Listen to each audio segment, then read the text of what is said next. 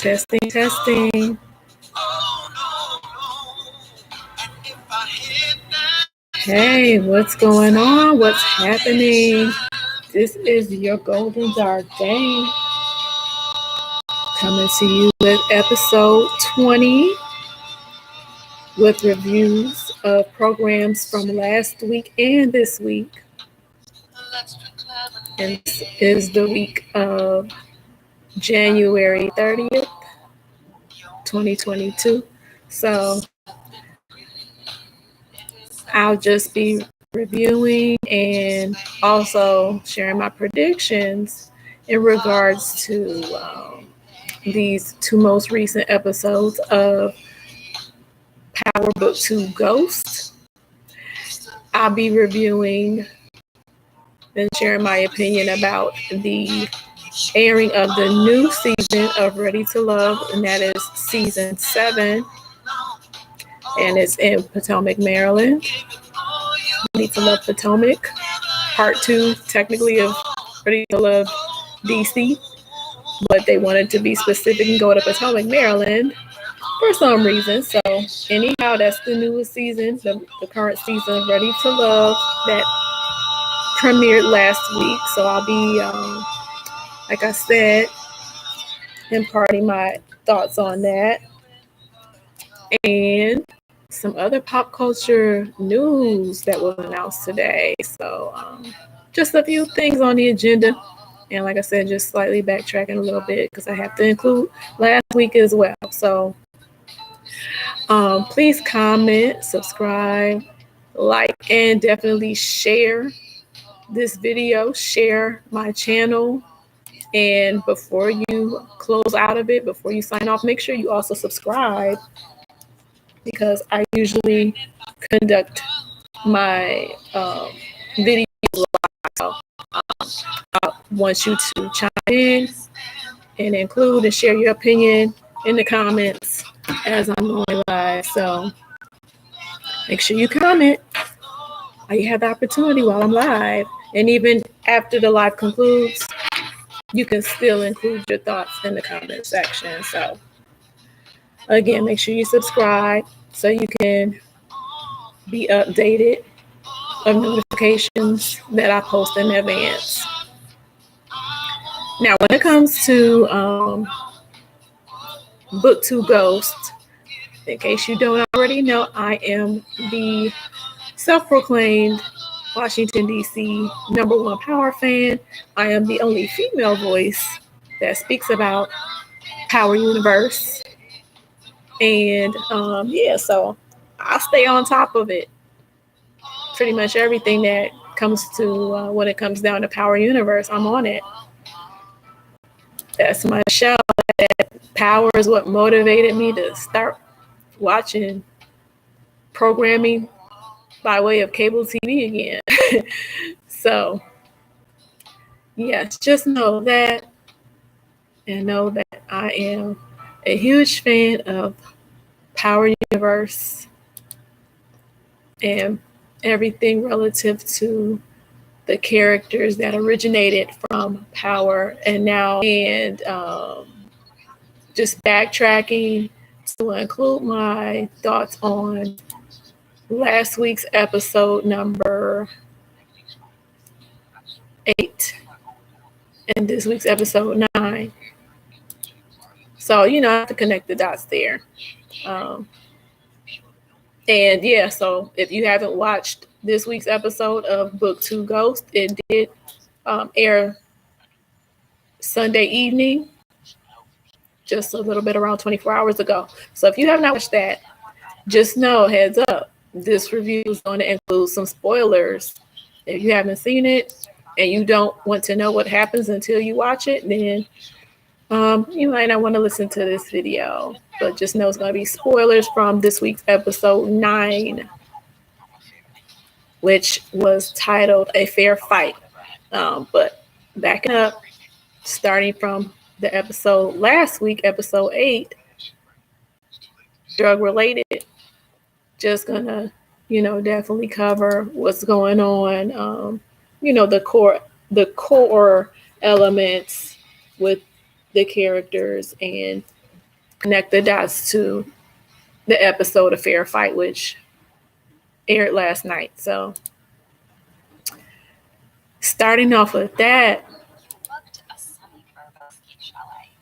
Oh, just one second. Gotta make sure my connection is right and proper.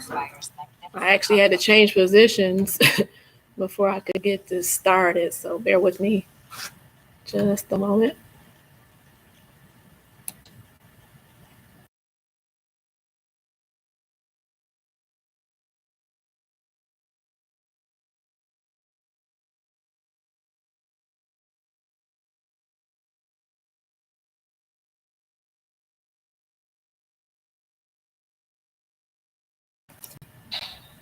I need this moment to help solidify which. Again, just make sure my connection is stable. And again, make sure you're commenting. Share your thoughts in the comments as I review Book 2 Ghost, Season 2, Episode 8, Drug Related. So, what occurred last week on the show was that, in summary, is that Tariq realizes his sister will be out of his life forever due to his arrest and trial. Pressure was applied to him and his professor, Carrie Milgrom, during his trial in court, and his concern for Lauren while he figures out restarting operations, including some of the Tejadas. Okay. Mecca, aka Dante, was speculative and irritated at his chef, ends up murdering him after being robbed, while simultaneously Drew Tejada drops his first body. Drew's sister Diana blows up her whole family's spot at dinner, where more than just Monet's truths are revealed. And finally, concluding that episode, Professor Milgrom was paid a visit by Monet, and her body was discovered by Zeke. So I'll just start out by saying that as far as what occurred with the character Professor Milgrom, that was definitely unexpected by me, because on my last review for episode 7, and then my predictions for episode 8, I was under the impression, I was up here hypothesizing that the character Professor Milgrom, definitely wasn't going to end up dead anytime soon. So, and I'm sorry, let me try to, hopefully my video will be canceled out for certain verbiage that I'm using. But for her, again, her character acting on the show, I expected her, to be on for a few more episodes. I didn't think that her role would be concluded this soon, because, they showed her break down by having had to take the stand during Tariq's trial. And, my impression was that she was, possibly going to get called up again, or, definitely still continue to be probed around, the truth being sought legally as far as whether or not Tariq actually, took out his other professor as well as the police officer. So, but yeah, her character's role got written off, it's come to an end as of last week. And just backing up now, going in chronology, Tariq's family attorney had to let him know, like at the beginning of the episode, that, like, man, you're going through this trial right now, and Tariq is questioning, kind of like, what's the situation with my sister? It's kind of dawning on him, and so his attorney let him know that, as a further guidance that was written by your father, your sister is gonna be like out of touch with you, and she's gonna get placed back in foster care in the system. Her name is gonna be changed, and he's informing Tariq pretty much you find her going forward, and this is the wishes of your father. So Tariq is definitely caught off guard by this. He's He's upset, and they're just trying to show Tariq is having heart, not being heartless nor spineless. So that was the intention I feel of that scene, and that information being presented to him. So, but yeah, so that happened to start off the show last week, and then again, his what else happened? I'm sorry. Catching me.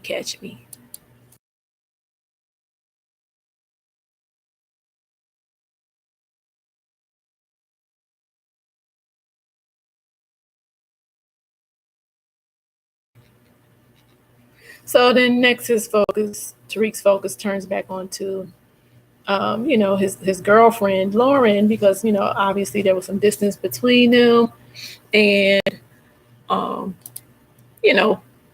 he had the last time he had laid eyes on her, he pretty much closed the face, the dorm room. But they cross paths again, and she's pretty much at this point. She's pretty much, they're both pretty much a little oblivious to each other's involvement. Angles on both of their sides as far as what's currently happening with Tariq even having a child. So, they were just inching a little bit closer to each of them realizing what the, fuller story is in regards to the whole current situation and Tariq going to court and whatnot. But, again, Tariq is definitely growing concerned because it's brought to his attention that Lauren had involvement with, the recording that his lawyer played for him wasn't supposed to have. Actually, his lawyer left the room so that he could listen to it himself and be able to be aware of, who is responsible for certain information regarding the case capturing his voice. So he's able to tell that his girlfriend Lauren, so it's kind of like that's a major dot that is being connected for Tariq. And so, but he's still puzzled by it nonetheless, because he knows that that Lauren did not intentionally set him up. So the next thing from last week's episode of Book 2 Ghosts, as far as Mecca, with his dual identity as Dante, when they showed his character in action, and if I recall correctly, he was interacting with Cain in the first scene in which his character was shown. He had an attitude, like there was something wrong for him, and it was never revealed exactly what that was, but we just saw Dante off the bat in a mood that was like unsettled.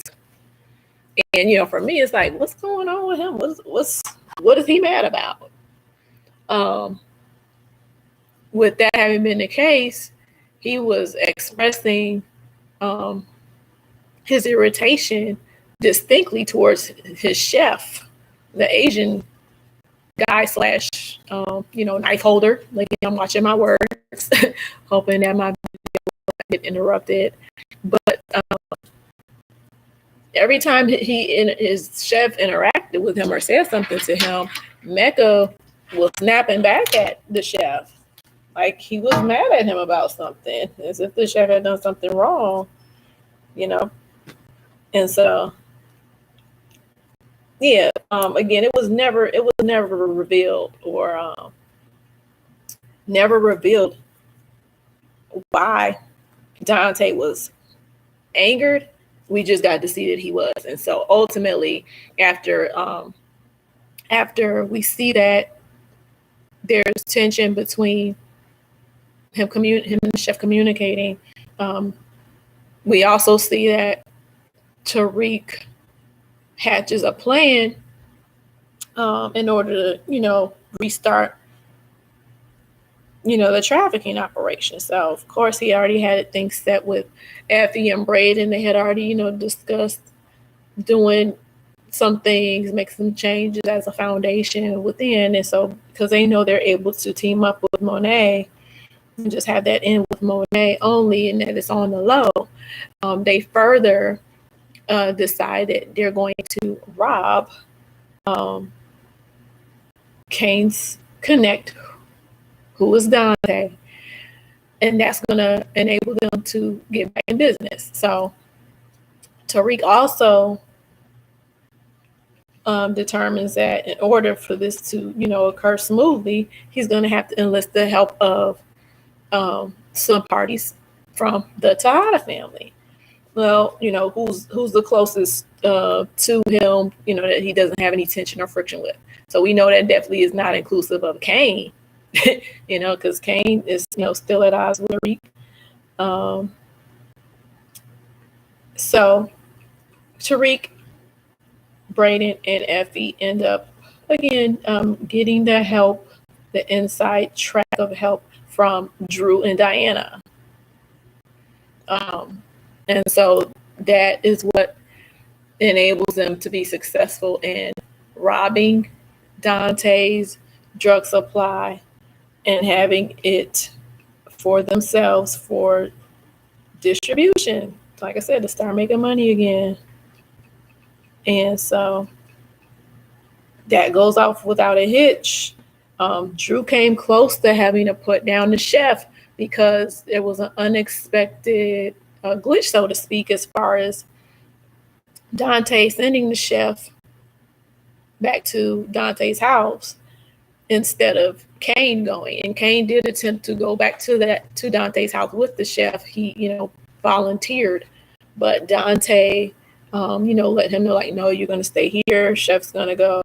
And so, again, that created a small rift, but they were able to get that under control because subsequently Kane did go back to the house and he was able to distract the chef, which ultimately saved the chef's life, but not for very long before Dante himself ended up taking out the chef. And he let it be known just prior to doing that to Kane as well as the chef that he suspected that, there was a mole that had been operating, and that was the ultimate source of or reason that he ended up getting robbed. So, they were in the process of going on their own grounds. Dante going back on his own grounds in a helicopter hangar, and shots were fired. Several shots were fired. Several people were dropped, and so upon Chef and Kane returning, again, that's when Dante let it be known, like, yeah, there's a mole. He's walking up towards Kane and towards the chef, but he pulls his knife against the neck of the chef. So, so that's how that played out. And obviously to simultaneously strike fear into Kane, and to show Kane that, Dante was continuing to spare Kane's life, which, was adding up to a bigger picture as far as the moves that Dante is making as to set examples to Kane. So this was just another one. And again, this is episode 8 from last week, drug related. So anyhow, going on from that, what happened next in the episode was, the next major thing that occurred was, again, while Dante's stash was in the process of, actually, the other part of the plan, while the robbery was occurring, was inclusive of Effie and Drew making their way in another location where some of Dante's people were, or just a partnering organization of Dante. So this is the part where Drew drops his first body, which is the guy who, shot him, from several episodes back during season 1. And so Drew had been plotting. This was, this revenge plot by Drew to take this guy out was actually, part of the originating plan when, Tariq elicited help from them to, rob Dante. And so once that happened, like I said, Drew was like, well, this is my opportunity to get back. And so that's exactly what he did, because the guy who shot him, and I can't recall his character's name right now, but the guy who shot him, it was the two of them. He and Drew were ascending some stairs together. So this was the perfect setup for Drew to be able to carry out his revenge and take him down, take him out. Remember, this is the guy who shot him episodes back. Obviously, Drew could have died. So that's not something that anybody's going to forget about the person who shot you. And then your brother links up with this same person, in order to conduct business. And so Drew was able to get his revenge and take that guy out.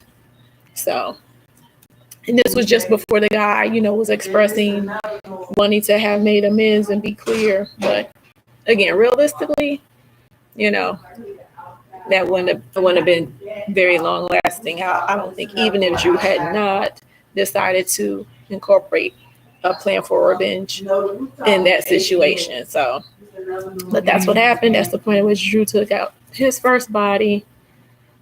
And, that was kind of like, obviously, an initiation of sorts for him, as far as, taking the steps and filling the shoes that his father, was already starting to groom him to fill. So the next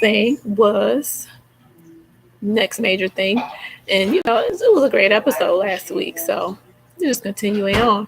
But the next major thing that occurred in the episode drug related was from the character, his sister, Diana. So Diana, we already know she's been, doing her own thing, been on her own accord as far as the moves that she's making. And so that did not stop with the episode. Ultimately, I'm sure most of you have seen it by now. If you're a consistent viewer, you've been keeping up, and you already know what she did, which was she, like I said, blew up the whole family spot, because Monet, she's still going through,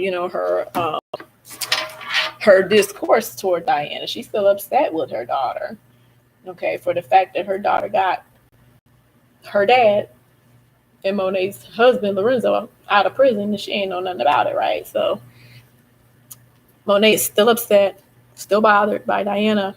And so furthermore, they're sitting down at dinner, and again,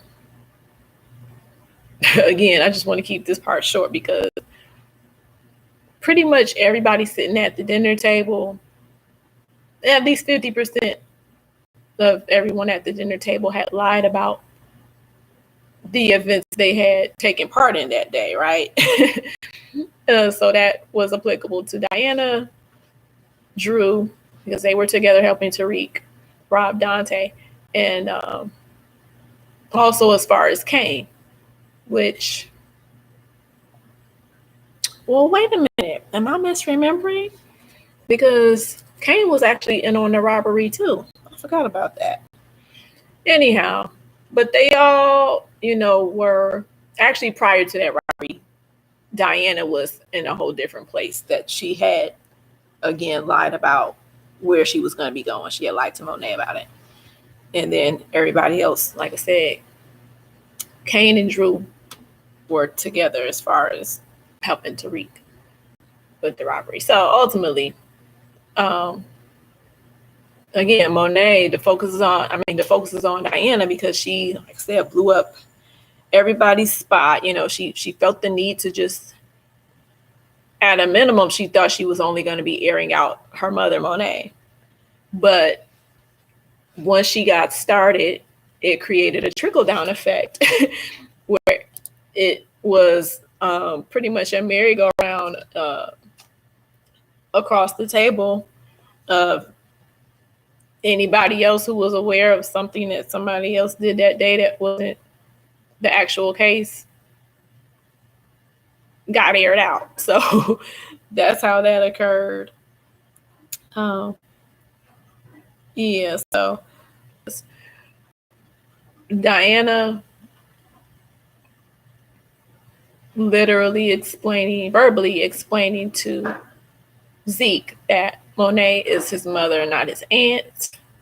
Then she pulls out his birth certificate, his official original birth certificate, to prove it to him. So, Monet jumps up from the table. She's cursing Diana out. You lying little bee. I'm going to kill you. You lying bitch. How dare you? All this stuff. And so Diana was pretty calm considering all that. Again, she was more focused on just, spilling the tea, spilling the beans of truth so that Zeke could know what was going on. But like I said, everybody at the table got aired out, with the exception of the father. So, yeah, so that's how that occurred, and set the precedent for, this week's episode 9. The last thing that occurred during that episode, though, during that last week's episode, was that Professor Carrie Milgram, she was still experiencing just even more of a ride on a downward roller coaster ride.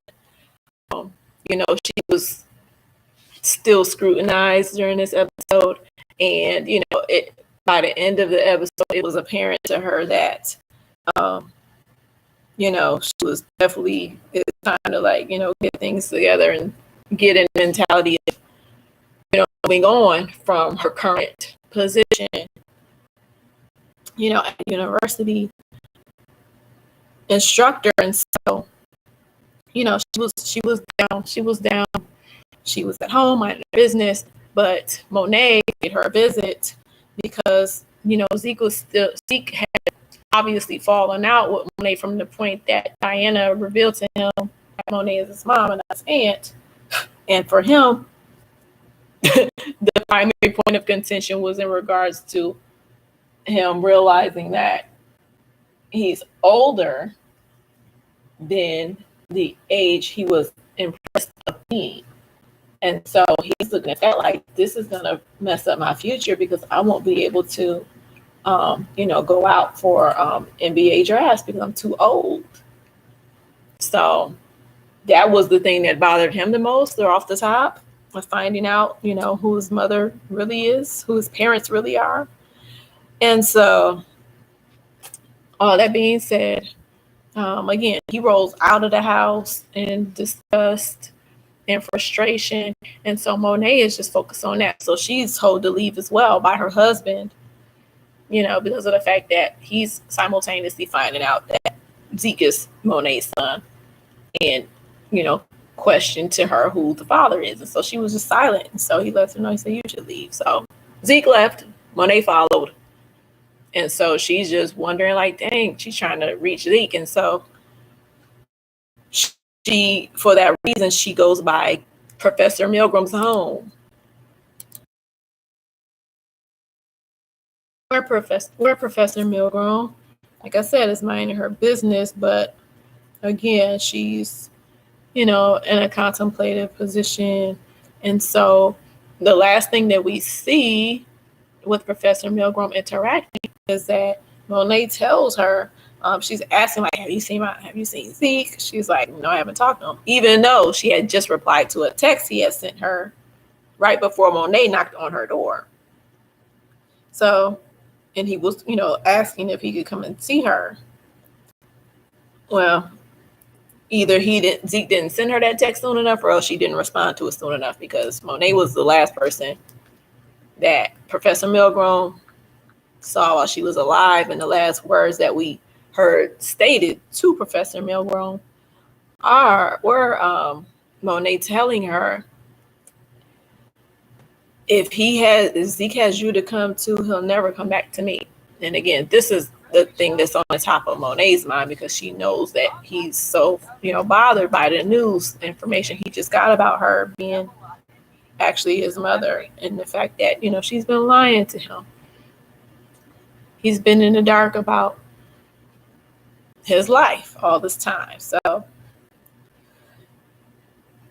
in the next and final scene of last week's episode 8, Zeke does come to Professor Milgram's place, but the door is cracked open and he steps inside and he sees Professor Milgram's feet dangling in the air. So that is to imply that she is hanging, but not to clarify how she got up there. My assumption automatically was that Zeke's mother, Monet, did that to her. And so from there, we connect the dots to this week's episode that aired last night, which is episode 9, A Fair Fight.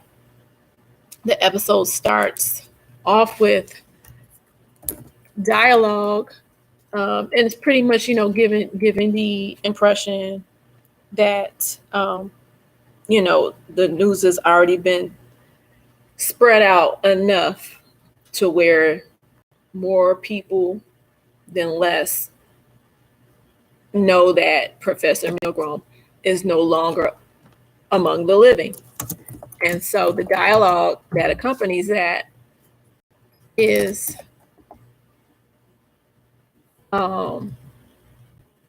inclusive of giving the impression that potentially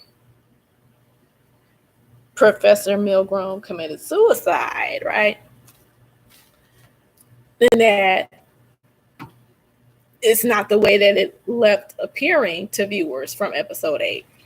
But again, I automatically assumed from the end of episode 8 that Monet was responsible. But the way that they're talking at the beginning of the episode that came on last night is like, oh no, she took her own life. And so,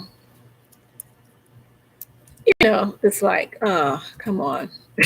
This is, I don't know, it's like it was almost an unnecessary plot twist that, got included in the writing, that got included in the script at the top of this week's episode.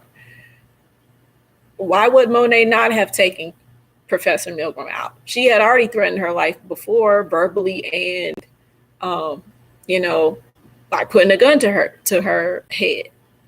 So why would she not have followed through with doing it this time when she knows Zeke, like I said, is, just found out that she's really his mom and he's at an emotional, a high discord to her.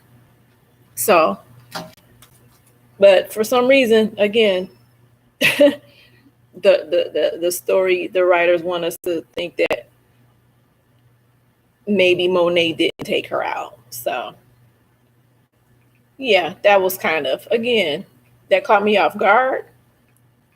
And it's kind of interesting to me. But that's how they started off this episode, right?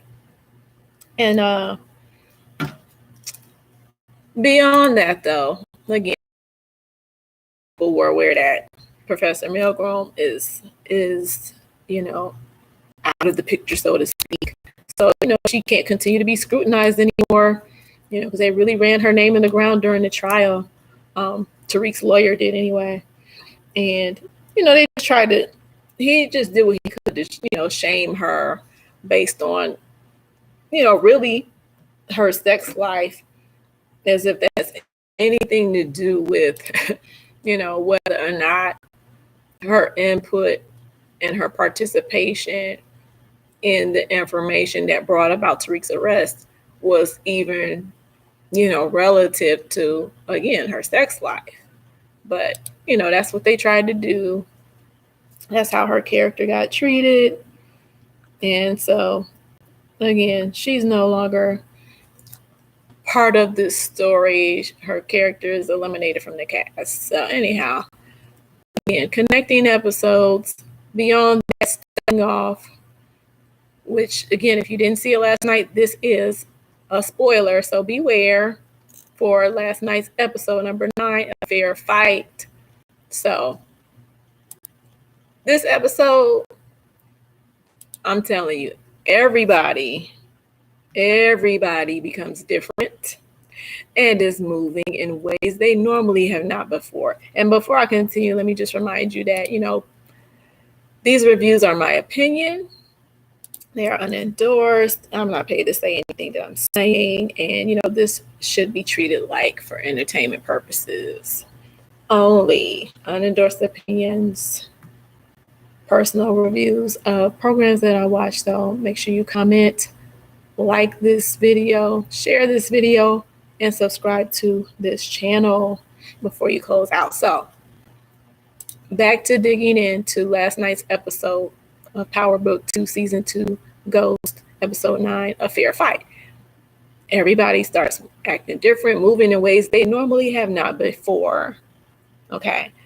Specifically, Lauren clarifies the wire to Tariq. Then Tate's plan of action goes into effect, driving a wedge between Brayden and Tariq's trust and threatens Brayden's family.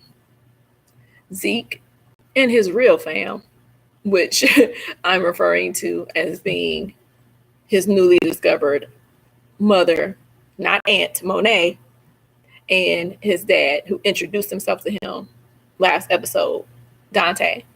Zeke and his real fam talk, and Zeke starts making independent decisions for his future. Then his parents make moves to keep him dependent on them.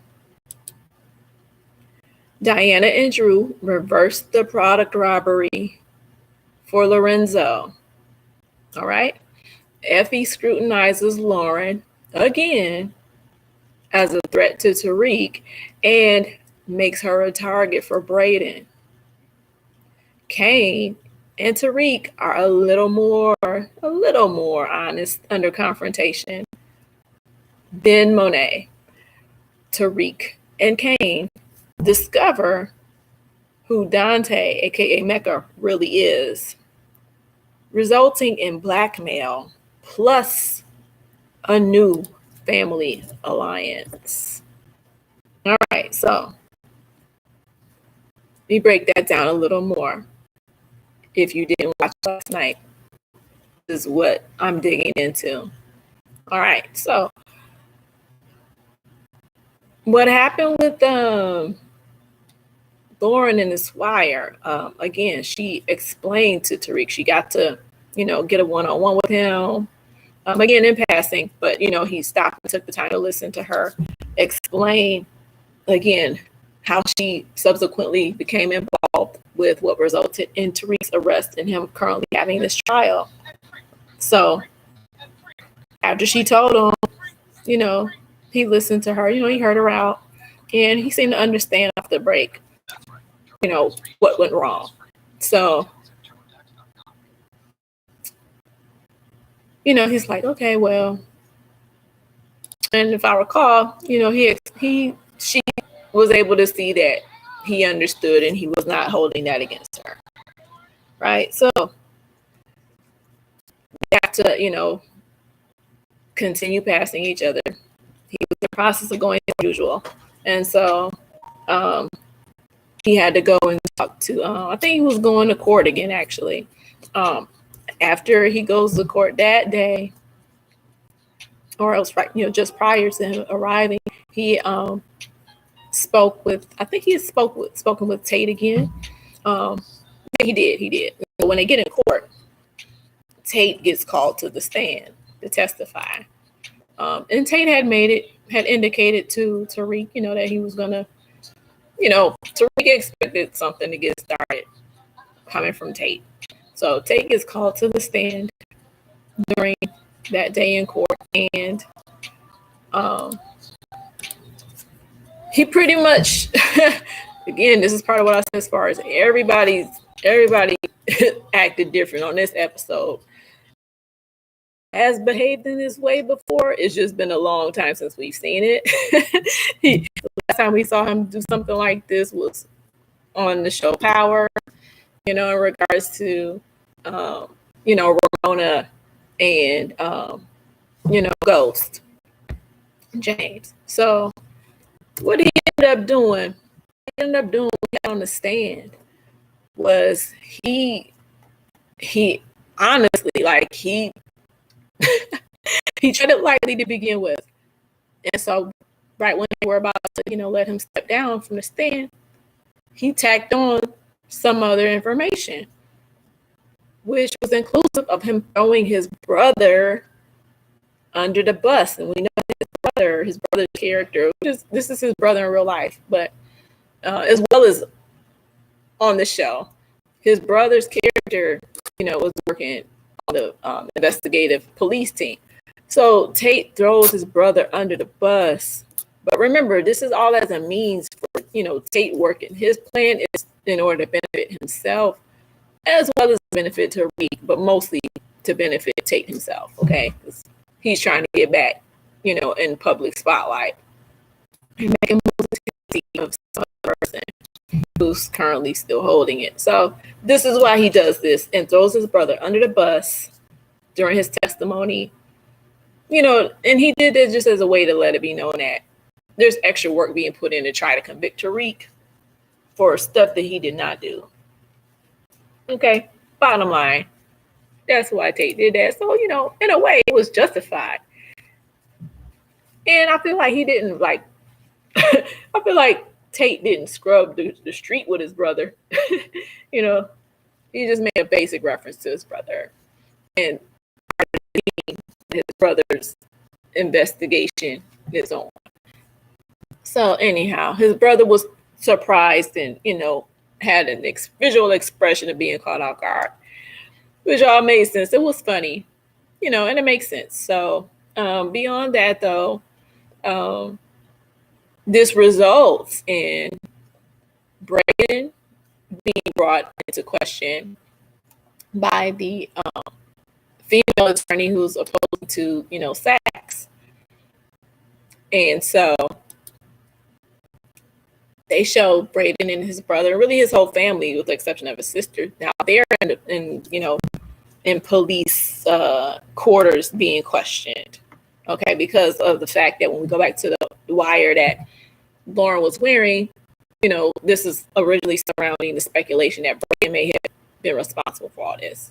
But because he's Tariq's roommate, now, like I said, attention is really being retained on Braden. So, and it's inclusive of his brother now too, because we have to remember and go back to when Kane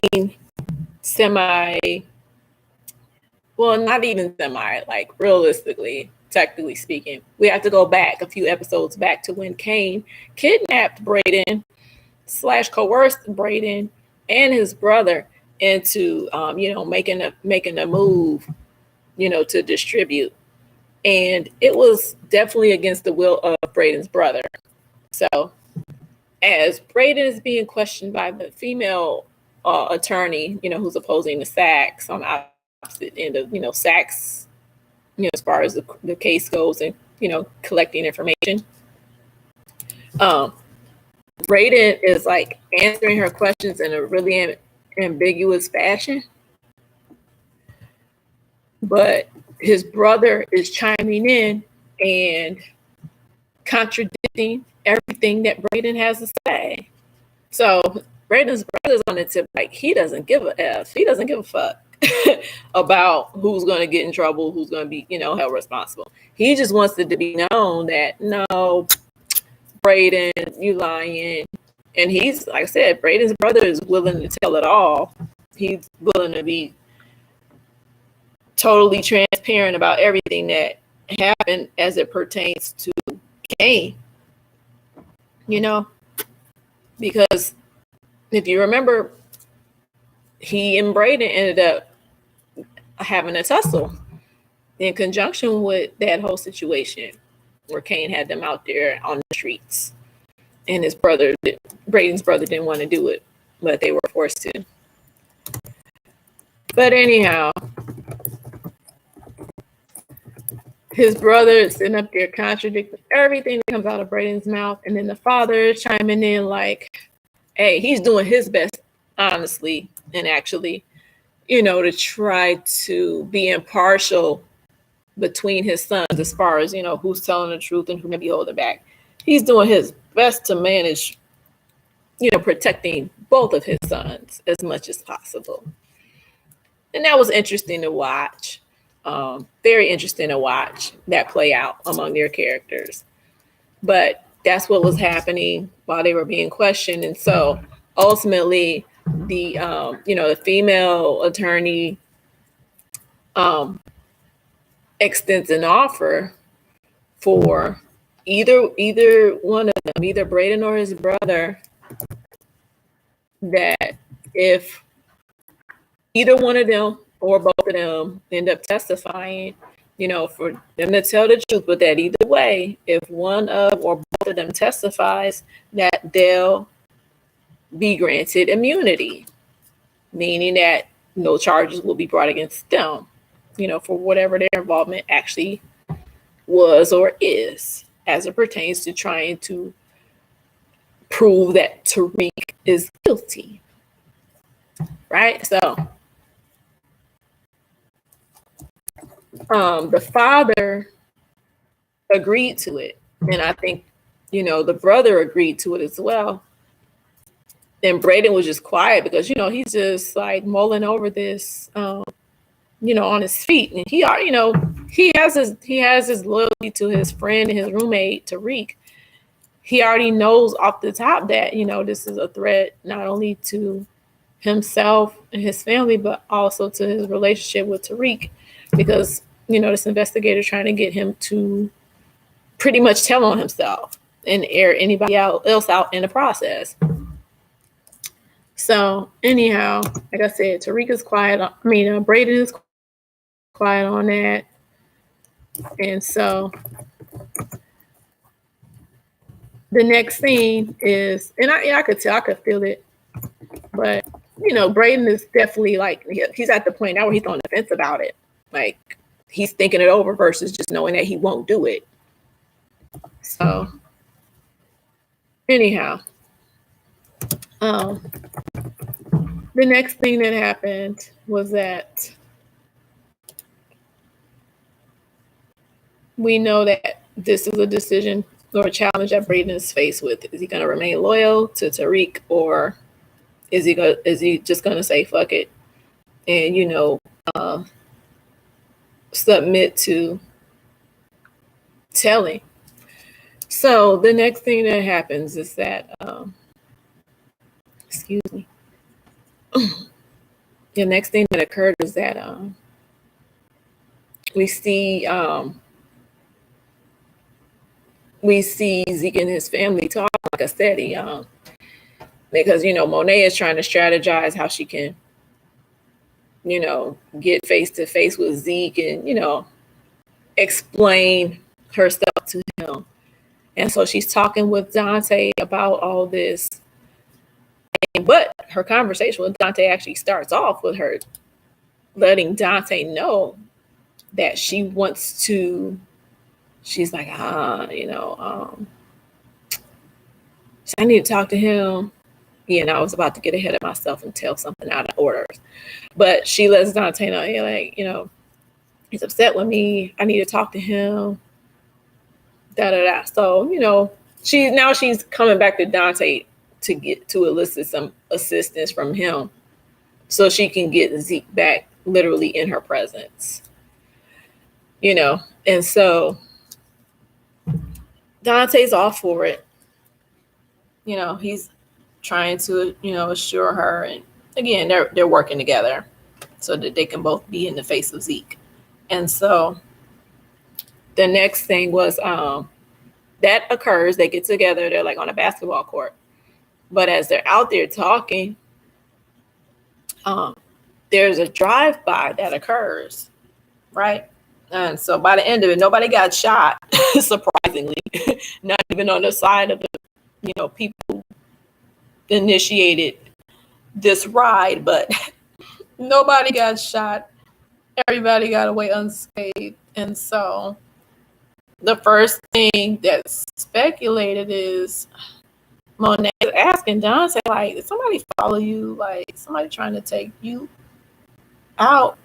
And so Dante denies that possibility, and he quickly flips it by, hypothesizing, well, maybe this happened by way of your husband. Maybe your husband sent some folks after you, since we know that he mad at you. And so she really couldn't say nothing about that. So we have these theories immediately as far as why this drive-by just occurred, this failed drive-by just occurred, right?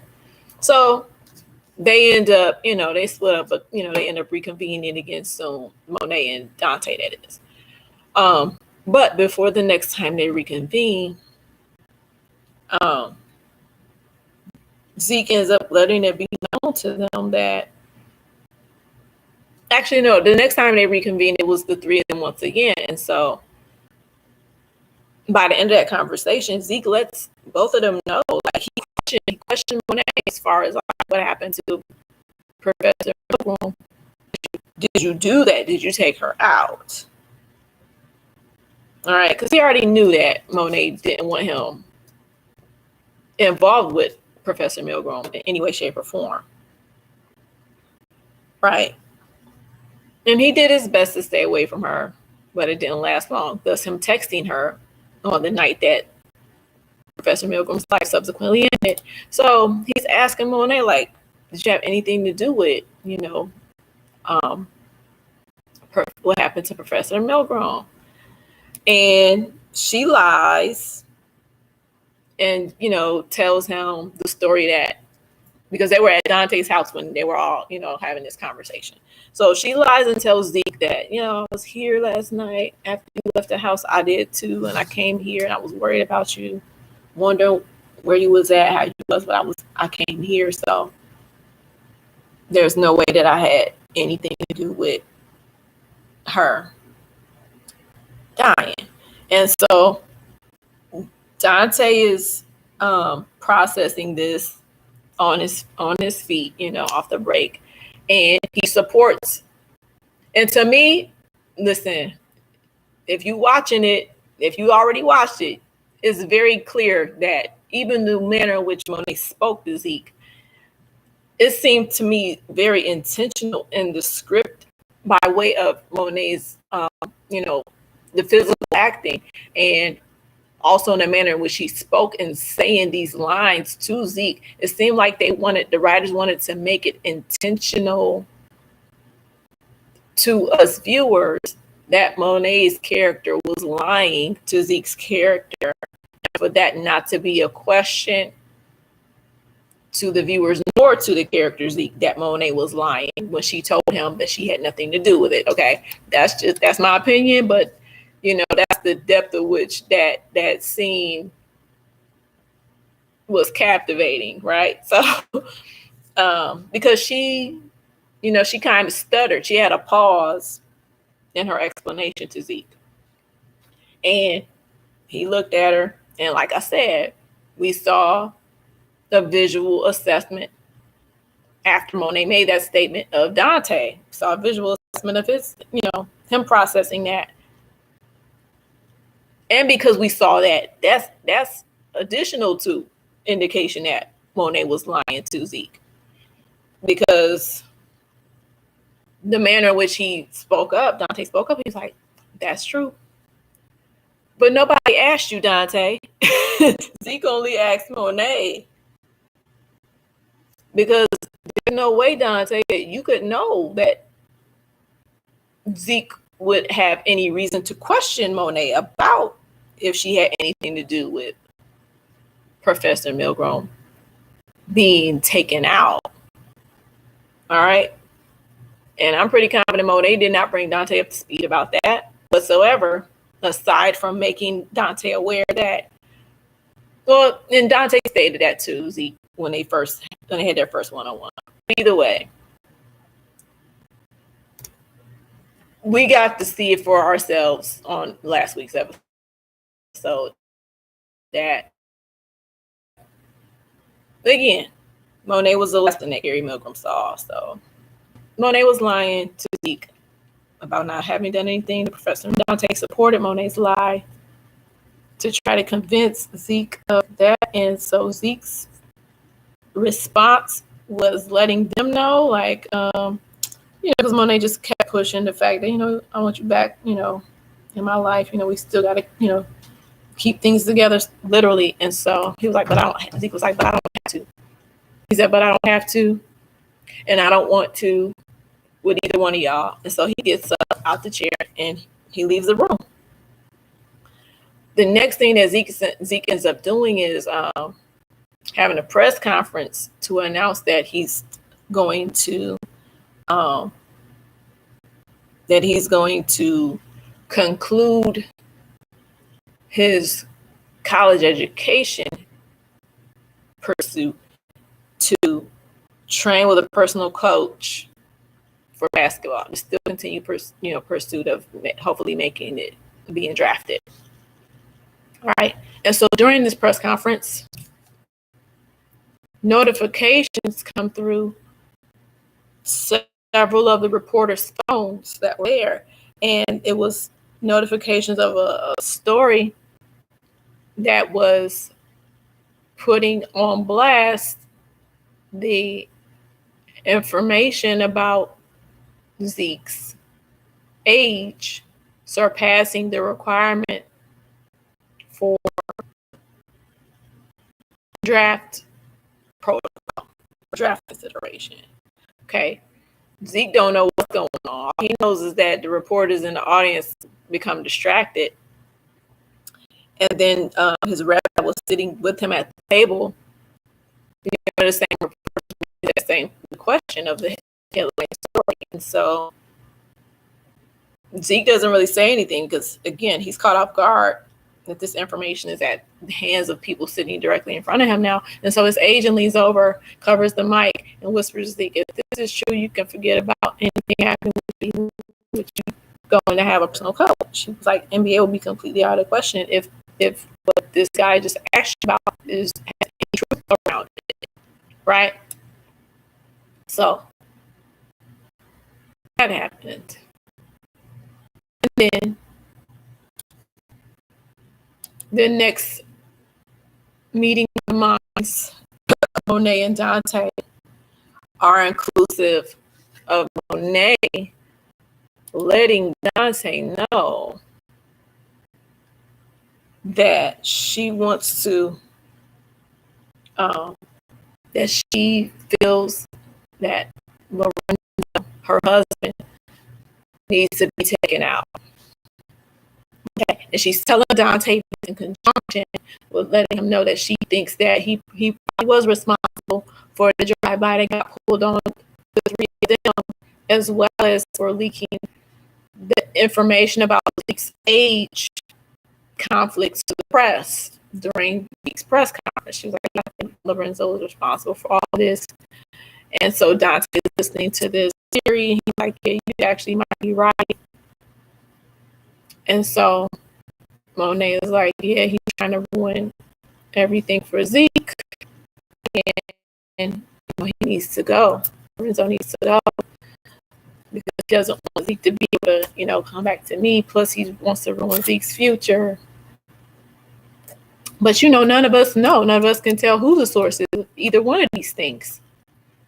Because the press conference that scene just concluded. We see Monet is already speculating about it. Who did that? So, that being said, this is the beginning of the seed being planted for the father of the Tejada family, Lorenzo, to be taken out. Okay. Next is Diana and Drew. Now, you're still static. There's still static there from her blowing up, creating a domino effect of Everybody's spotted the dinner table from last episode getting blown up, right? But Drew appears to be the one that she can still communicate the most fluidly with in her family right now. And they had a tiff, but they got over it rather quickly. He called her out and let her know, like, yeah, man, you tell them the truth. You fucking things up, telling everybody business, and you can't help it. You got a problem with keeping quiet. She's like, why is everybody mad at me for telling the truth? That's what she's saying to people, because I told the truth. He's like, yeah. How can things, get done if truths are revealed? Of course, this is the mentality of, we're talking about drug dealers here. So, yeah, it's kind of like, duh, dummy. Yeah, you telling the truth is wrecking things. So, the next thing that happens with them is they decide, to try to get, the family, somewhat back in alignment, trying to regain the streamline,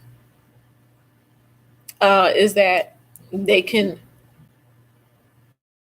get the drugs back that got stolen.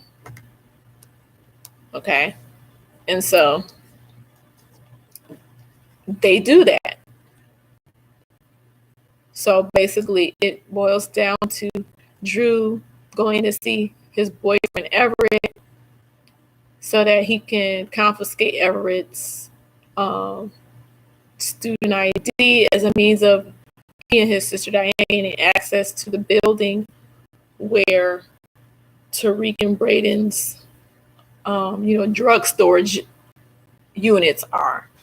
And remember, that's on the roof of a building on the university. So they are successful. Drew and Diana are successful doing that and reversing the product robbery. And they did that on behalf of Lorenzo. Actually, I don't remember. I want to say that Lorenzo kind of like, he put that idea out in the air, like, I need my drugs back, whatever. Either way, Diana and Drew, like I said, they teamed up, they got together, they worked as a family unit successfully, and they got the product, brought it, they delivered it directly back to their father at home. And, he expresses visual appreciation toward his son, winking at him and handing one of the bags back to him. And when it came to his daughter, he just gave her this direct look, but, not what she was expecting, that she expected more. But she just got a direct look from her dad because he must be feeling the same way as Drew, which is that she's the source for everything, having fallen to shit right now. So next was that Effie finds out by Tariq, as she's cozying up with him, that Tariq is disclosing to her that Lauren, is the responsible party ultimately for him having to go to court and go through this trial. So Effie, and this is the second time though that Effie starts to express, like, man, that girl this, that girl that. I could tell when I first saw her that she was this, that, and the third, right? But Tariq is, in defense of her, and he's trying to explain that to Effie, like, okay, but she didn't do it on purpose. She recognizes the results. She recognizes the consequence of, what occurred from what she did. And, she's like sympathetic about it. And so Effie is still on the tip, like, nah, man, she's a hindrance.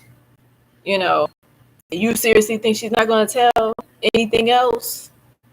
And Tariq continuing to defend Lauren. He's like, no, I don't. She, like I said, she knows better. She knows what she did. He's like, I want to protect her. And Effie is not feeling that idea whatsoever. And so next thing that happens as far as it goes is Tariq expresses to Braden the same thing, which is that he wants to protect Lauren. He had already told Lauren listen, go home, go straight home, because they ran into each other again. But he told her, make sure you go straight home, because it's a couple people that's, got you on the hit list right now because of what you told me about your involvement with this wire. He's like, so he said, I'm gonna do what I can to protect you. I don't want you to get hurt around this. So go home. Don't do nothing else. Go home and wait to hear from me. So she's like kind of nervous, but seemed like she understood, and so she followed his instructions. So the next thing that happens is Tariq texts. He informs Braden of his plan to protect Lauren, and he's like, I want you to go pick her up, take her out of town. He doesn't say for how long, but just giving Braden the information, like just get her, away from the immediate, vicinity. And so remember, Braden is also he's also interacted with Effie about this, and pretty much Effie had put a bug in Braden's ear to, like, dude, you gotta take her out. Or just, no, I'm sorry, that's not what happened. Effie put the bug in Braden's ear just to let Braden know that Tariq wanted to protect her. No. Also not accurate. Scratch all of that. When Effie talked to Braden, it was actually Braden kind of spilling a little bit of disgust to Effie, because he's expressing to Effie, knowing that, again, now this is his part. This is his turn as far as what I already said about everybody's becomes different, right? So this is his scene for which that is, dawning on him. So he's telling Effie, yeah, man. He's explaining all this to Effie very indirectly. But the gist of it was, he was letting her know, I got some challenges I'm presented with. I got some decisions to make, and I'm highly conflicted. I'm torn, right? He's letting Effie know all of this. Like I said, in a very indirect fashion. He's not being specific because he knows better. Braden's not a dummy. And so Effie's response to all of this is just letting him know, like, man, you know what you got to do. You know what you need to do. Yeah, it's stuff that you don't want to do. But bottom line is, what's necessary. What needs to be done. And you gotta choose. Kind of like, at the end of the day, you got to make up your mind what you want to do. So he explained to her in inconspicuous fashion. She responded with inconspicuous guidance to him, but it was all clear enough between the two of them, right? So the next thing we see is Braden is already following instructions because, again, he's gotten to the point where he's reached making his decisions. And so he's already camped out outside of Lauren's house when Tariq calls him and tells Braden that he wants him to go pick up Lauren and, like I said, drive her out of town. And so Braden's in agreement, and so he hangs up. And so Tariq texts Lauren, letting her know, Braden's picked. She walks outside. She gets in the car with Braden. So we see them now. It's dark. They're riding together. She's asleep. Braden turns off of this main road, and now he's driving to the woods, right? And so then, but before we get to that, let me interject. So, got to go back to Kane and Tariq in my summary mention as far as them being a little bit more honest in a confrontation, right? So, the point at which that occurred for Kane was after Dante took out the chef, slit the chef's throat, and they watched him fall to the ground and bleed out. And Kane had to clean that up, actually, I think. So then after they get back to Dante's house, Dante is questioning Kane about a couple things. And he directly asked me, like, where's my bag? Okay, he pulls out his gun on Kane. Where's my bag? And it's a specific bag that Dante is talking about. And so Kane does not know what Dante is talking about, and genuinely for once. But as a result of that confrontation, Dante tells Kane, Kane is like, Kane was already about to roll out before Dante confronted him, right? And so Dante confronts him, so that definitely prevents Kane from being able to leave, because Dante lets him know, like, you ain't going nowhere. And it's revealed to Kane that there's a tracking device on the bag that Dante is bringing into question to him about. So Dante pulls up this tracking device. He's able to see the location of his bag, the vicinity of his bag. And so he lets Kane know, you ain't going nowhere. I'll be back. You're going to be locked up in here. So Dante rolls out. So then Kane gets on the phone calling his mom, Monet, and letting her know what's going on. And so Monet is like, she's listening to him, yet she's also questioning, kind of like, okay, wait, I don't get it. If he thinks that you stole from him, why didn't he shoot you? Why are you still breathing? If he really, truly believed that. And so Kane's like, I don't know, but obviously he's justifiably nervous. He just watched Dante drop somebody, okay, just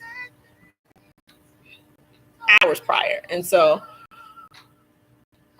they show Kane speaking, and he's like, well, I just want to say, I just want to say goodbye and tell Drew and Diane that too. And it was like, damn. Because I promise, the way they zoomed the camera in on him, it gave the same feels as when in Power and the character Proctor was speaking on the phone to his daughter for the last time, because he knew Tommy was coming after him and was chasing him down throughout those family penthouse. It gave off those same feels when Kane said that to Monet. He's like, I just want to say goodbye. Tell Diane, like, tell my sister, my brother. Those are the only people that he considers like loving the most family, right? Like, tell them to. And so Monet is like, the next thing that she says, like, puts a pause in his, final words that he thinks that they're going to be on the phone to her. And so she's like, wait a minute. She was like, send me a picture of this person that got you locked up in this spot. She's spectating the entire conversation that Kane is having with her. Send me a picture of this person, with this Dante guy. She's like, what do he look like? Send me a picture. And she was like, send me the address. Obviously, that's possible for him to do. So he does that. They get off the phone. So Dante, he doesn't get to locate his bag, but obviously has the tracker, and he gets to locate where the tracker detected the bag having been.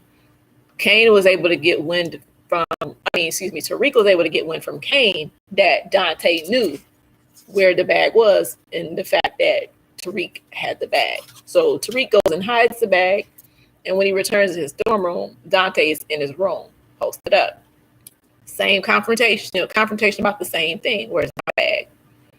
And so, that becomes an enlightening moment for Tariq, because Dante ends up fully disclosing, well, not fully, but partially disclosing to Tariq who he is. Tariq had already called his lawyer, which is Method Man's character, and his lawyer is the one who explained to Tariq who Dante is. Dante Spears. Okay, that's his government name. So by the time Tariq returns to his room after he hid Dante's bag and sees Dante is in his room waiting for him, wanting his bag, he's already aware of who Dante is, what he's about. what he's done, etc. So it wasn't much for Dante to end up disclosing to him after Tariq made it known that, yeah, I know who you are. I know about your history. Da, da, da. So Dante gets closer. He puts his gun to Tariq's face, like, I want my bag. And so Tariq throws a loop in by pretty much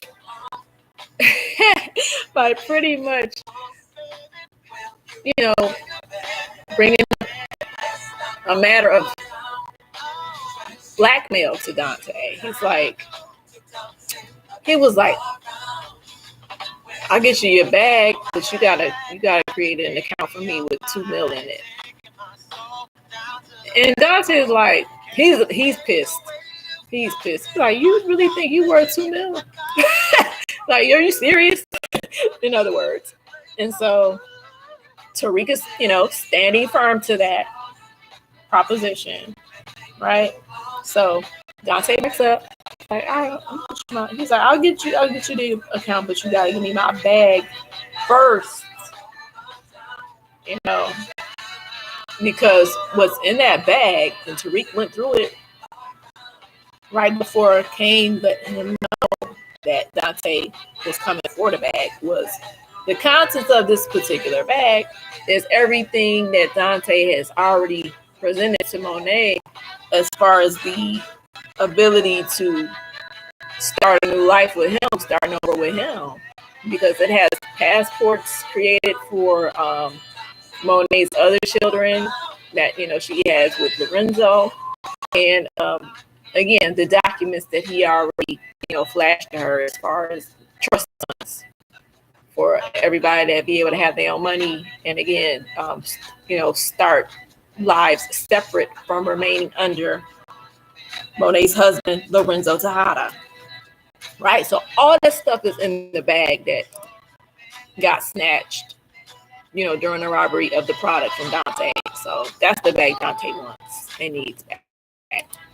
And so now Tariq is presenting blackmail to him as leverage. Right? So pretty smart, on Tariq's part, for the moment anyway.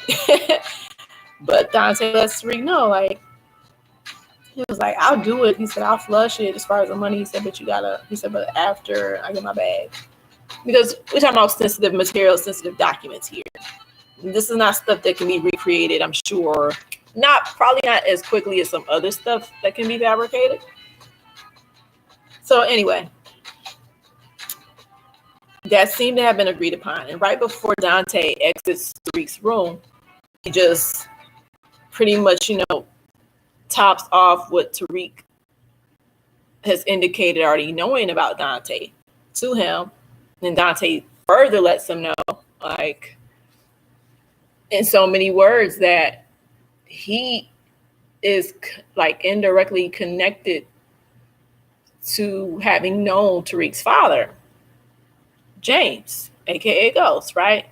Because Dante tells Tariq that he snitched on, or literally, aired out information about, at the time that it occurred, one of the biggest drug bosses, which was Lobos.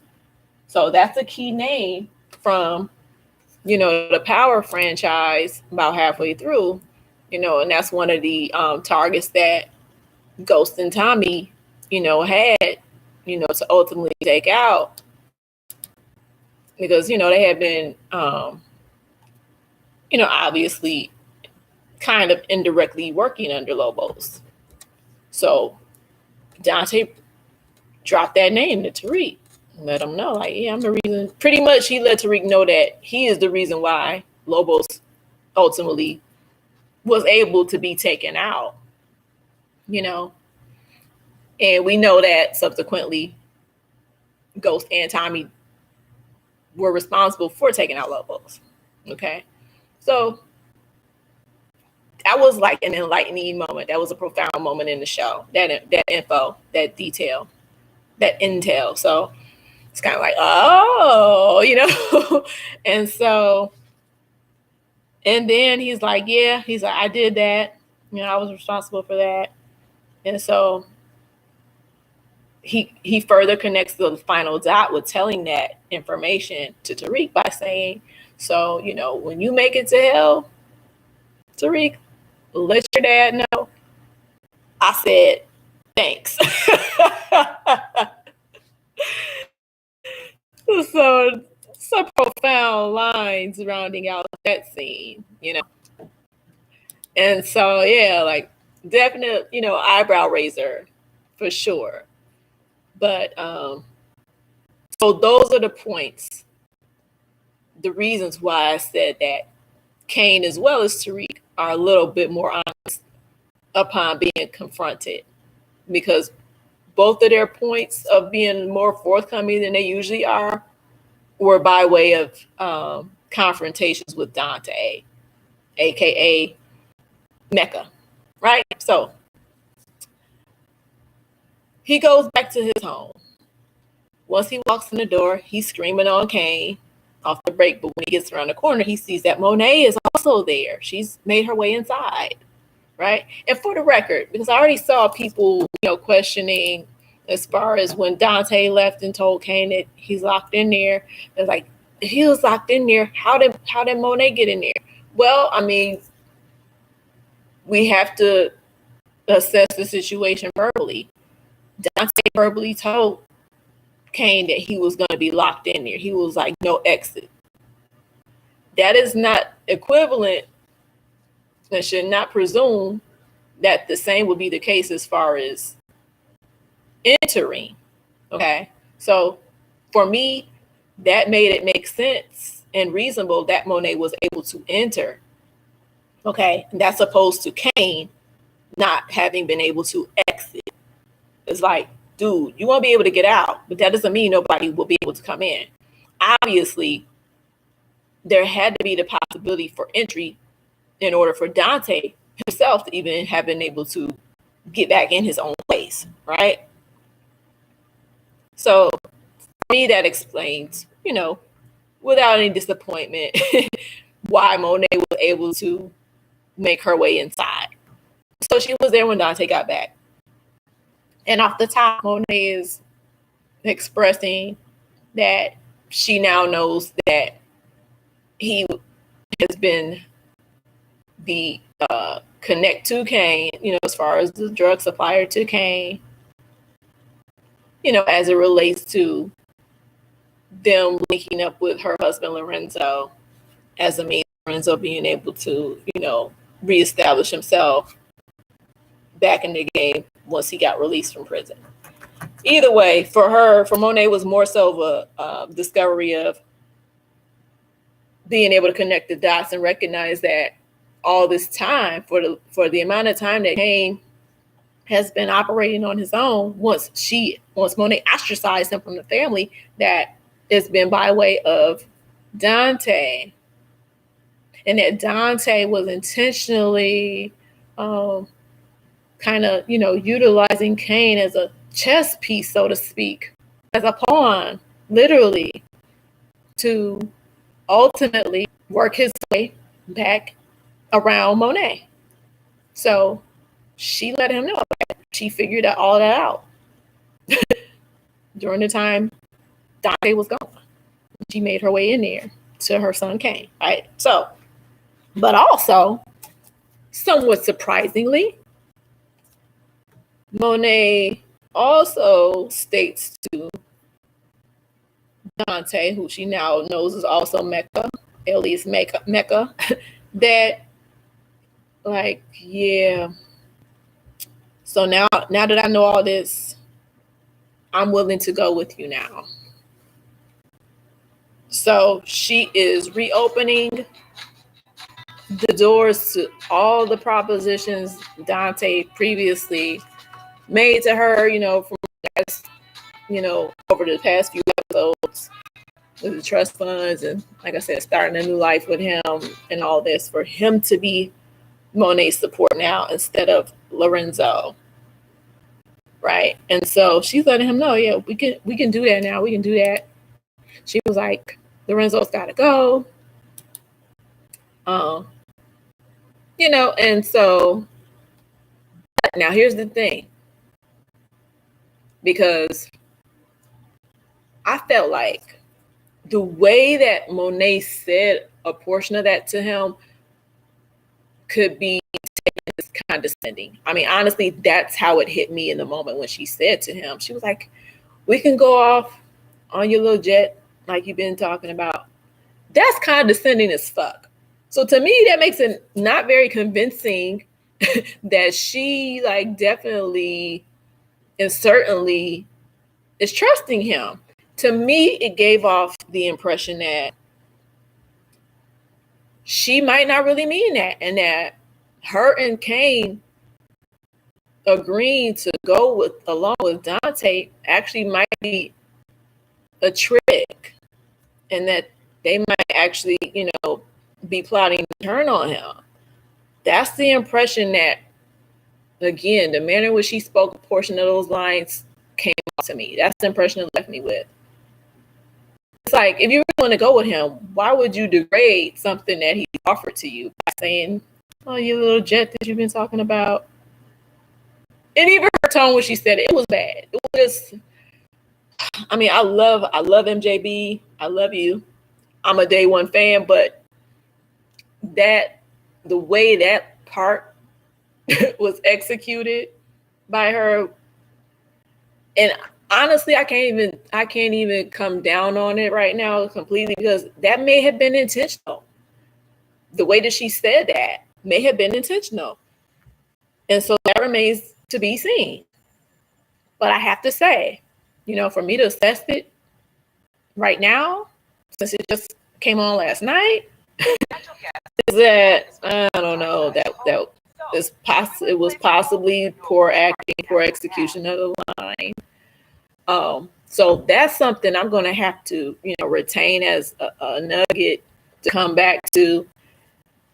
I know I strongly feel like it's going to make a difference in the outcome of the next episode, which will be the finale for this second season of Power Book 2 Ghost. Next week's episode is the season finale. And so now I'm going to share my predictions on what might happen in the season finale. Do the same. Do the same in your comments. Let me know what you think is going to happen in the finale episode. Now, they do have a trailer. They showed the trailer. Okay. And that in itself is like, is retaining edge of your seat vibes, right? As it should. It's going to be the conclusion. So I'll start off by saying that because this turned out not to be this episode this week, episode 9 of Fair Fight, turned out not to be the final episode for Kane's character, I strongly feel like he actually might get taken out next week on next week's episode, because it was pretty close. This was the closest cut for him this week. Dante was, I'm telling you, this close, and I'm holding my fingers, my index and my thumb finger, a centimeter apart from each other from the tips. That's how close the impression was given of how close Dante was to taking Kane out. For the viewers anyway, because I felt like leading up to this episode, it was apparent to me. It's like, definitely, for one, Dante is no dummy. So anytime it looked like he had speculation of Kane, whether it was individually or in comparison to somebody else, it's always seemed to me that Dante knew that he was not going to take Kane out. He just wanted to give Kane the impression that it was possible, that it was likely that he could be taken out, for the obvious reason, to keep Kane on his toes and to strengthen his influence over Kane. so that Cain would, become a strong follower of his, so that Dante could become a stronger dictator of Cain in every situation that they were faced with, that he would present Cain with. So he was never going to kill Cain. This episode just perpetuated that impression now to the end. So now Cain knows that Mecca is actually Dante, and that he's also his cousin / brother Zeke's father, and that this dude used to be with his mother Monet. Monet now knows that Dante is Mecca. The connect that her son Cain has been operating with since she ostracized Cain from the family. And now that everybody knows who each other is among Zeke and Dante meeting, and Cain and Monet coming face with his alter ego, his drug persona and his government persona, Dante and Mecca, an individual. Everybody knows who the other person is now. Everybody knows. There's no more secrets of identity. So this is just the pivot point. But again, still, it doesn't take Cain's character off the chopping block, because we know that Dante definitely is not going to be a threat. Mecca is not going to be a threat to Cain as far as his life goes. But other characters are now. And I feel like those characters are inclusive of Brayden, still possibly Tariq, as always. That was never any potential that wavered. And also inclusive of Cain's siblings. Because remember, last week's episode when Diana's snitching caused a domino effect at the table, it was inclusive of reinvigorating the rift that exists between Drew and Cain. And we see that Cain is still stuck on, wanting to be the family boss, and, is jealous and intimidated that Lorenzo, his dad, has propped up Drew to be in that position. So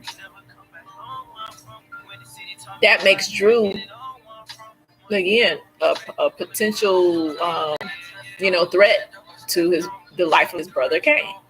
So it just shifts the guise of who might take Cain out.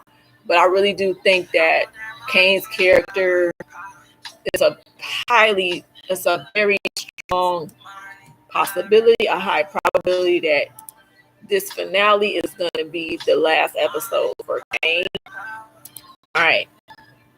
And so, again, in reference to that trailer, now it appears, and it's a hot feel to me, will definitely become split up between Drew and Diana remaining under Lorenzo's guidance, and or linking up under Dante with Monet and Cain.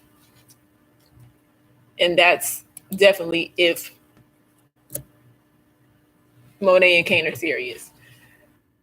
According to the trailer, now it looks like Monet actually may have been totally serious. But again, it all remains to be seen, because the trailer is only showing portions of the episode. Okay.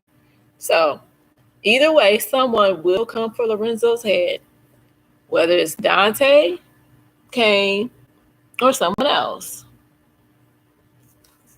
Now, Brayden gets pulled into Tariq's trial, and again, I'm telling you what the trailer for next week's show. Okay, this is part of where my predictions are coming from. What is shown in that trailer?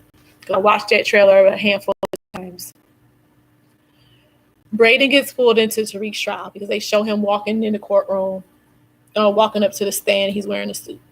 So we're going to see what exactly Brayden ends up testifying. If it's going to be against Tariq, and that will show us whether or not Brayden has immunity, or will he play stupid on the stand? Tariq tells Cain, quote, after this, you'll never be the same. I believe Tariq is referring to the idea of Cain taking out his father, Lorenzo, just like Tariq took out his father, Ghost, James, aka James, right? So that's something that's up in the air. That's a toss up as far as who exactly is going to be coming for Lorenzo's head. And we know already that that's going to be a toss up between Cain and Dante, and also possibly inclusive of Monet, right? She might grow impatient waiting on Dante to do it, even though she already told Dante she wants Lorenzo to be gone. But she might become the type who grows impatient, right? She might try to make a move on Lorenzo herself. So we'll see.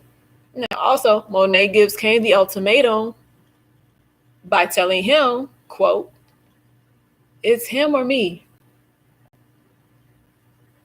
About Lorenzo, I suspect."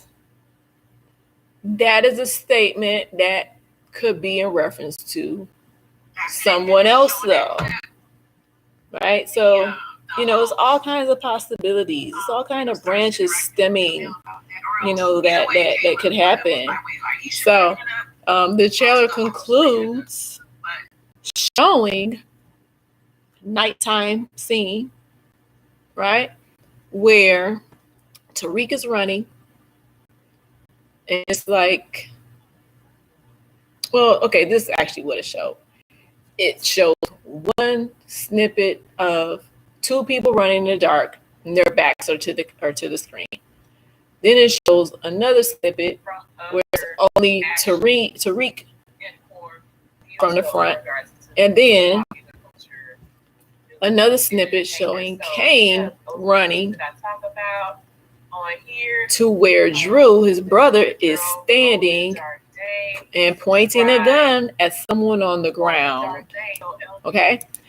And I think that maybe Drew was pointing a gun possibly at his boyfriend, Everett. Okay?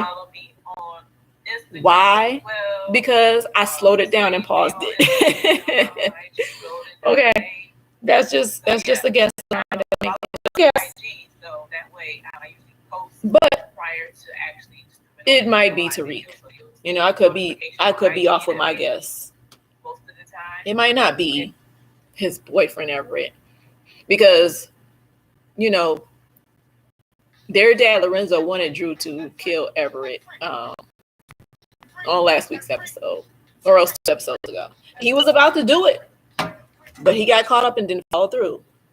So maybe he's gonna actually follow through with it this time, because of the fact that he got Everett's key card to be able to gain access to reverse the product theft, right? And so maybe they ended up having an argument about it. Maybe Everett confronted Drew about that, and maybe this is going to put them on an outs with each other, and so maybe this is a result of that, where Drew might be standing over Everett to eliminate him, to do, so to speak, what? Tie up loose ends.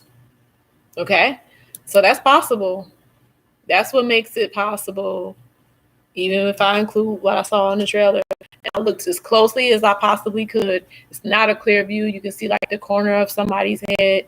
I feel like it's absolute that it's a guy, but it's really hard to tell who the guy is that's on the ground. It's very hard to tell. You can see part of the hairline, but again, it's a nighttime scene, so it's hard to tell whose head that is, who's laying on the ground that Drew was standing in front of, pointing his gun at, when Cain runs up to him as though he's catching up to Drew to stop him from pulling the trigger for whomever Drew was holding the gun over.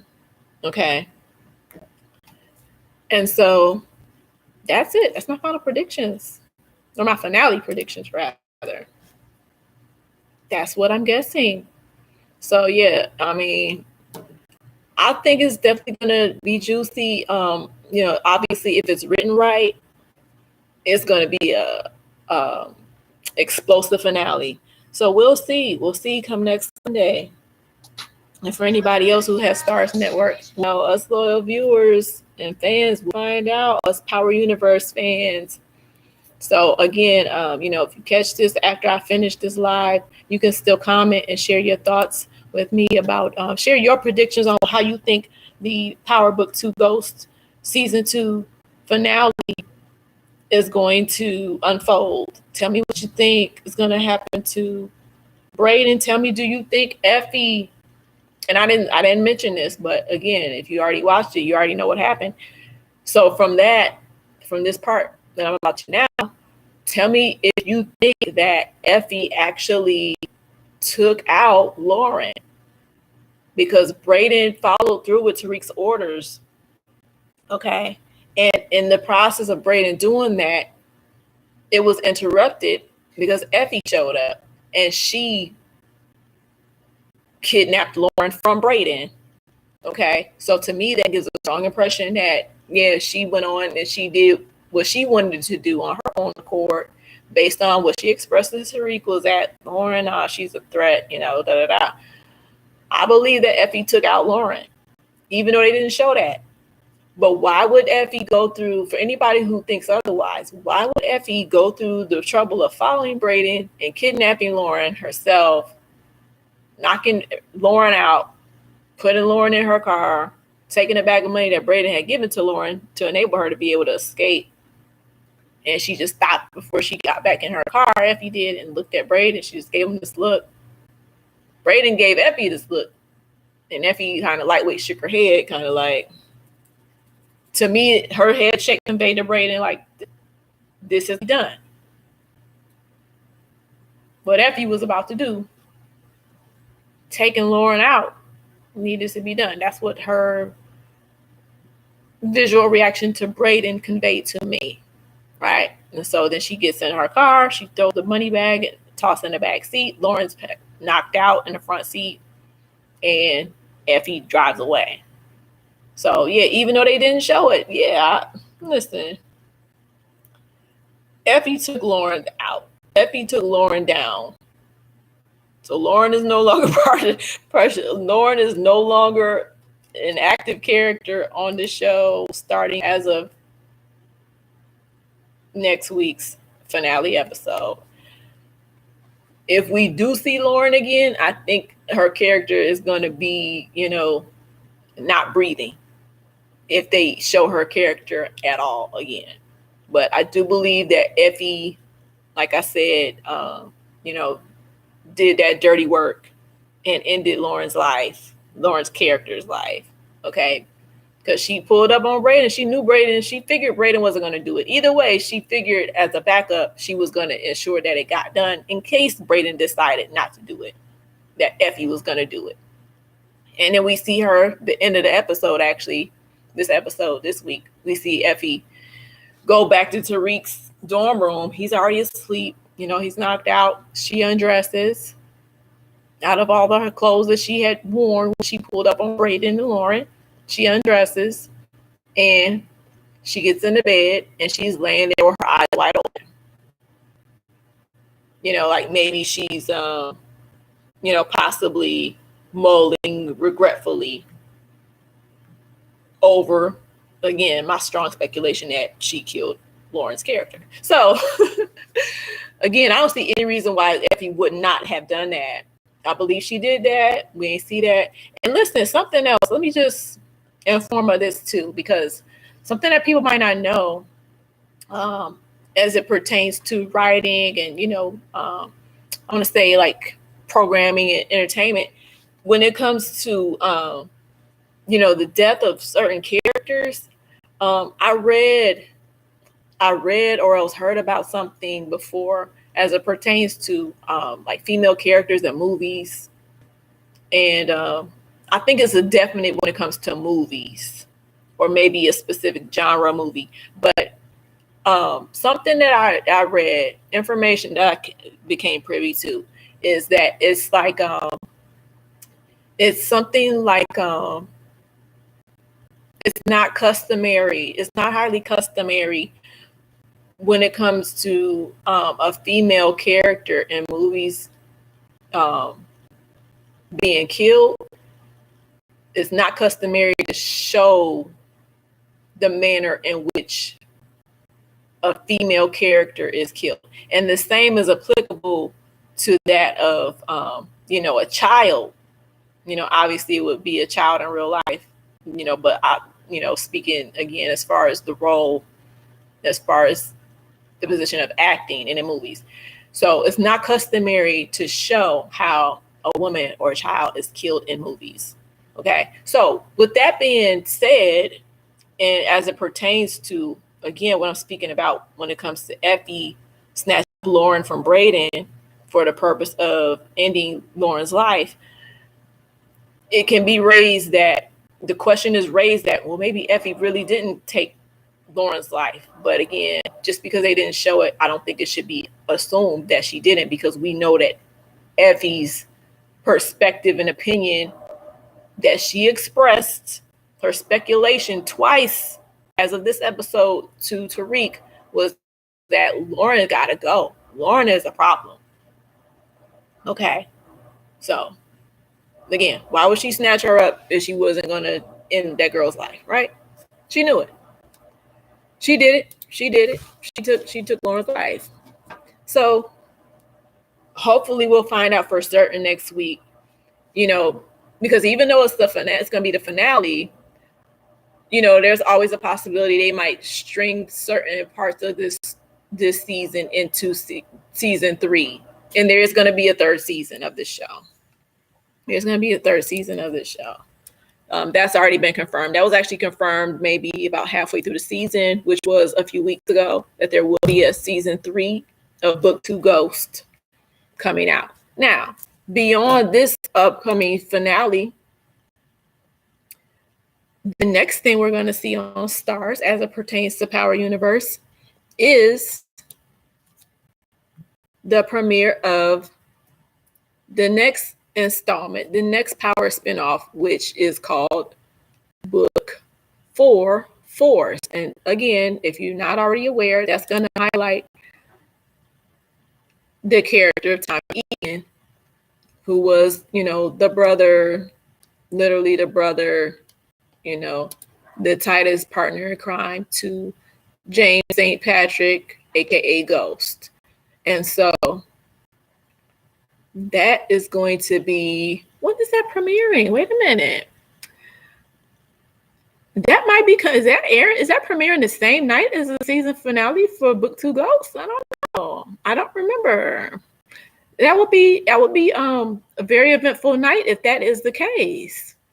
I don't remember, but that is possible. So we'll see. But at a minimum, though, Book 4 Force is most certainly premiering during the beginning of the month of February. And today is the final day of January. It's January 31st, 2022. Again, I am your girl, Golden Dark Dane. Subscribe to this channel. Please share this channel. Like this video. Share this video and comment on this video. I'm about to wrap up in a moment here. And I'm just trying to decide if there's anything else I want to throw in here to round out. I did say that I was going to be sharing my review of the premiere of season 7 of Ready to Love, DMV/Potomac, but I actually might skip that.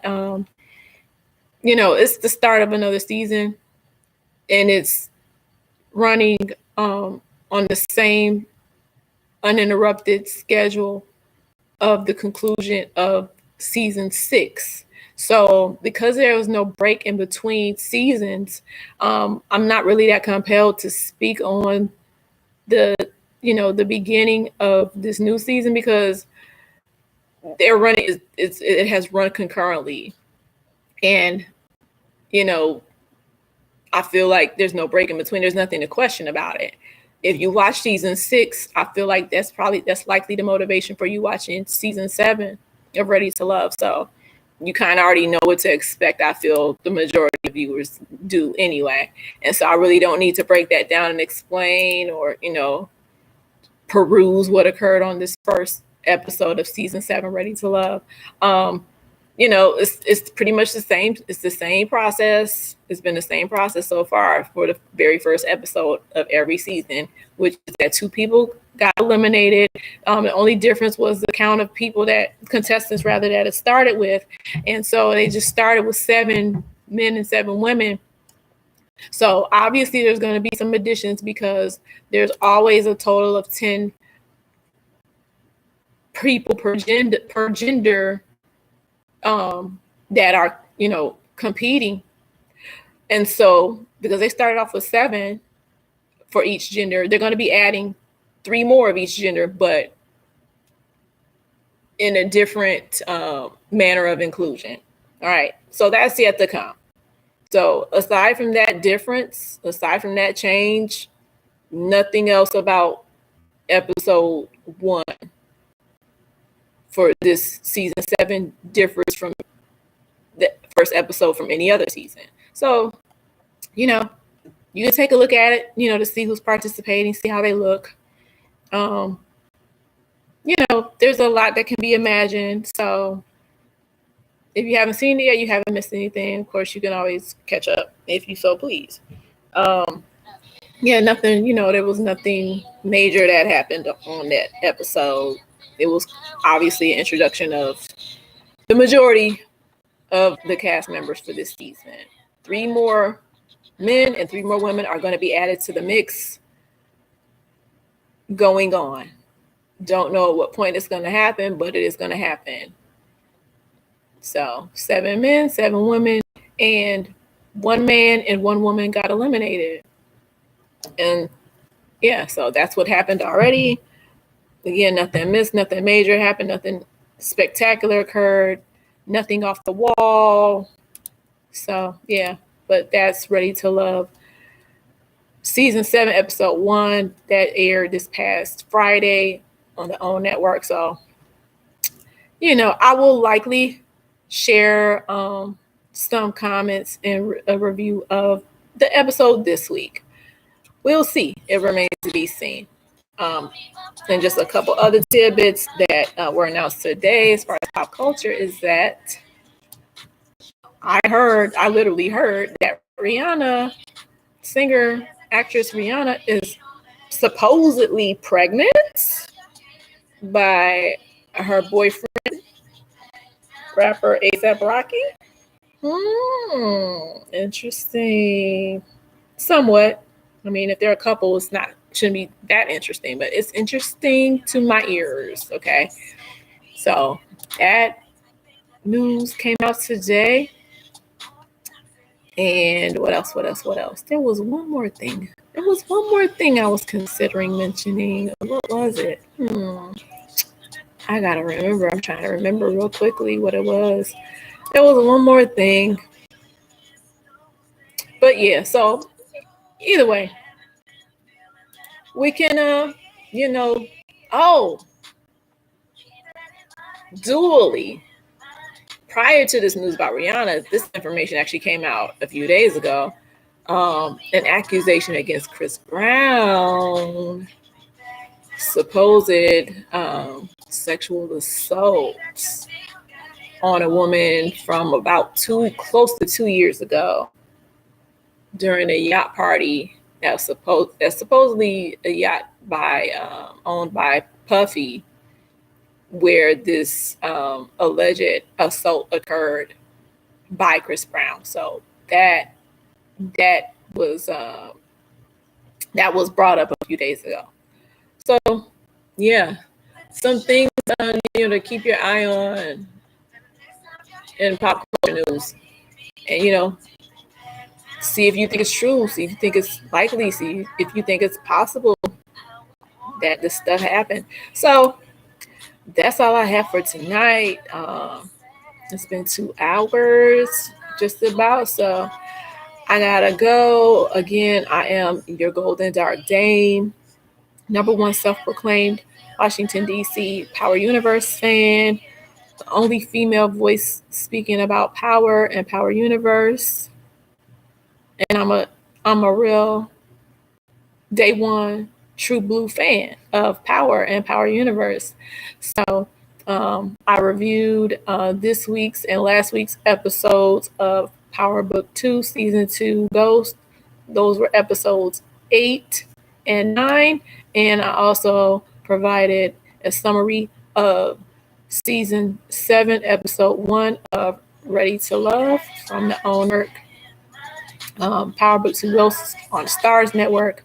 Ready to Love is on the OWN network. So I just shared my thoughts about the first episode of this new season, and that aired last week. So it's coming on again this Friday, and the season finale for Book 2 Ghosts is coming on this coming Sunday. So check it out. I hope you check it out like I do, and that you come back for my next review so we can exchange opinions on the outcome and, see what happens and see how things go. So until then, please share, like, subscribe, and comment my channel, this video, my page. And until the next time, I'll be looking for you.